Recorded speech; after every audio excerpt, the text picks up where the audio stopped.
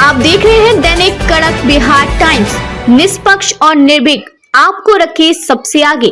संघर्ष विराम समझौते के दूसरे चरण के लिए बातचीत शुरू करेंगे नेतन्याहू। लेबनान से वापस आई इजरायली सेना। नेतन्याहू ने आधिकारिक तौर पर युद्ध विराम समझौते के दूसरे चरण के लिए बातचीत शुरू करने का फैसला किया है। साथ ही फैसले के बारे में सुरक्षा कैबिनेट को सूचित किया है। इजरायल की सरकारी प्रसारण सेवा ने यह जानकारी दी है। 33 इजरायली बंधकों को रिहा किए जाने की उम्मीद। 19 जनवरी से प्रभावी युद्ध विराम समझौते के पहले चरण के तहत 2000 फलस्तीनियों के बदले में 33 इजरायली बंधकों को रिहा किए जाने की उम्मीद है। दूसरे चरण में शेष बंधकों की रिहाई, फलस्तीनी क्षेत्र से इजरायली बलों की पूर्ण वापसी और स्थायी युद्ध विराम के कार्यान्वयन पर ध्यान केंद्रित किए जाने की संभावना है। वहीं हमास ने कहा है कि गाजा युद्ध विराम समझौते के दूसरे और तीसरे चरण को लागू करने के लिए वे तैयार है। हमास के प्रवक्ता हाजिम कासिम ने कहा कि उन्होंने इजरायली बंधकों की संख्या को दोगुना करने पर सहमति व्यक्त की है। एक फलस्तीनी कैदी के साथ गंभीर दुर्व्यवहार का आरोप। कासिम ने हमास से गाजा छोड़ने की इजरायली मांग को खारिज कर दिया और इसे मनोवैज्ञानिक युद्ध का हिस्सा बताया।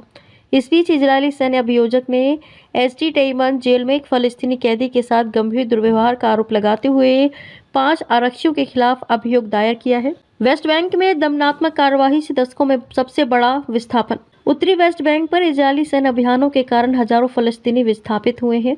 ये 1967 के पश्चिम एशिया युद्ध के बाद से कब्जे वाले क्षेत्र में सबसे बड़ा विस्थापन है। गाजा में हमास के साथ युद्ध विराम समझौते के ठीक 2 दिन बाद इजरायली सेना जेनिन पर उतर आई। सेना ने तुलकरम, फारा और नूर शम्स सहित कई अन्य निकटवर्ती शहरों में अधिक गहराई तक और बलपूर्वक प्रवेश किया, जिससे परिवार बिखर गए और इजरायल निर्माण को लेकर 1948 के युद्ध की कड़वी यादें ताज़ा हो गईं। मानवतावादी अधिकारियों का कहना है कि उन्होंने 1967 के पश्चिम एशिया के युद्ध के बाद से वेस्ट बैंक में इस तरह का विस्थापन नहीं देखा। दक्षिणी लेबनान के अधिकांश क्षेत्रों से इजरायली सेना वापस। इजरायली सेना ने कहा कि वे लेबनान के साथ अस्थायी युद्ध विराम समझौते में प्रवेश करने के 90 दिनों के बाद आधिकारिक तौर पर दक्षिणी लेबनान के अधिकांश क्षेत्रों से हट गए हैं। इसे लेबनानी सेना को संयुक्त राष्ट्र अंतरिम बल और अन्य अंतरिम बलों की मदद से क्षेत्र में पूर्ण अधिकार स्थापित करने की अनुमति मिल गई है।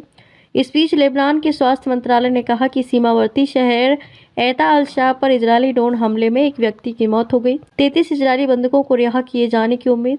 19 जनवरी से प्रभावी युद्ध विराम समझौते के पहले चरण के तहत 2000 फलस्तीनियों के बदले में 33 इजरायली बंधकों को रिहा किए जाने की उम्मीद है। दूसरे चरण में शेष बंधकों की रिहाई, फलस्तीनी क्षेत्र से इजरायली बलों की पूर्ण वापसी और स्थायी युद्ध विराम के कार्यान्वयन पर ध्यान केंद्रित किए जाने की संभावना है। कैदी के साथ गंभीर दुर्व्यवहार का आरोप। कासिम ने हमास से गाजा छोड़ने की इजरायली मांग को खारिज कर दिया और इसे मनोवैज्ञानिक युद्ध का हिस्सा बताया। इस बीच इजरायली सैन्य अभियोजक ने एसडी टेमन जेल में एक फलस्तीनी कैदी के साथ गंभीर दुर्व्यवहार का आरोप लगाते हुए 5 आरक्षियों के खिलाफ अभियोग दायर किया है।